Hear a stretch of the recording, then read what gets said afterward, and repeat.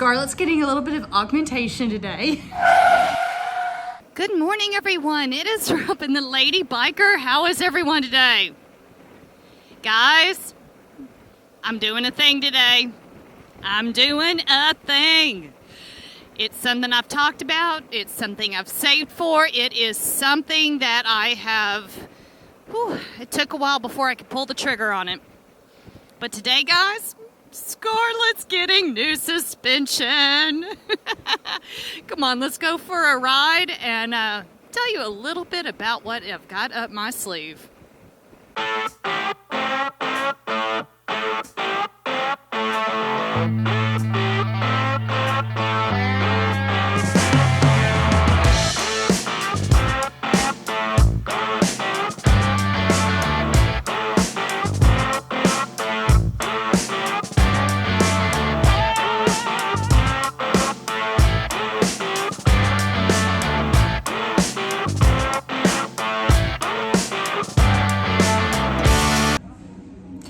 Well, hey guys, I am here at Perth Harley-Davidson. One of my favorite places here, let's just admit it. But Scarlett's getting a little bit of augmentation today. Finally, after actually pressing pause on the pause button for a year, I am finally getting suspension put on her. So, before I let you know what I decided to go with, let me give you a little bit of backstory. So those of you who have been following my channel for a while know most of this story, but for those of you that don't, a little over a year ago, Allie and I got a phone call telling us that we were being relocated from California here to Australia, to Perth, Australia. And at that time, I'd been saving, I'd been putting money aside, I've been thinking, I've been doing the research, and I was ready to pull the trigger on changing out the stock suspension on Scarlett for a better upgraded, she just needed some augmentation, you know, because let's face it, the stock shocks on Harley leave much to be desired.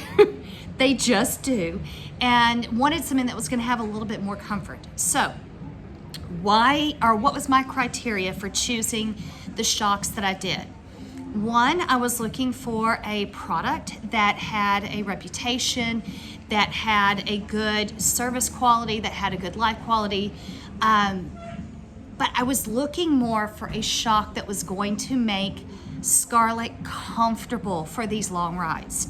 Because, I mean, we took long rides all the time in the US, but especially since being here in Western Australia, you don't realize how vast, I mean, Western Australia, for those who are not familiar, if you were to take the US and run a line kind of a little bit east of the Rockies, that to the west coast is basically Western Australia. This place is huge, it's vast, it takes a long time to get anywhere.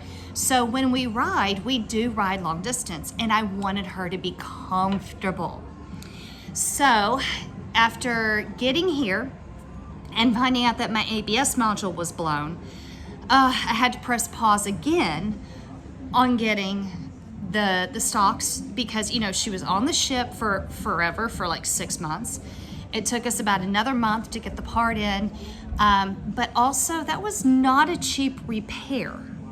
So, you know, some of the money I've been putting aside for this upgrade, I had to invest in getting her repaired and getting her roadworthy so that I could register her. So finally, we moved forward, finally have the money set aside so I could pay cash. And, you ready? I decided to go with the Legends. So I am doing the Revo A on the back. And, oh my gosh, I'm blanking on the name on the front. I'll have to ask Ian over in parts. But anyway, I'm also having them change out the cartridge in the front forks for the suspension so I'm doing front and rear at the same time. So I am going with the Revo A, and primarily because, you know, Legends has a solid reputation. We finally have a really good supply chain going again, so I was able to get the parts. Now, if you're wondering what else I looked at, the other top contender was the Ölands. And for those in the performance bagger side of everything, know that the Ölands are a phenomenal shock. However, my kind of riding, even though Allie does call me a bit of an aggressive rider, you know, the whole thing is that I was really looking for that comfort, the long distance, you know, be able to lay down the kilometers, the miles, and do it several days in a row, because, you know, I'm making some really long trips over the next 2 years, and I wanted to be able to do them on Scarlett and do them with, I mean, almost effortlessly, and be really comfortable.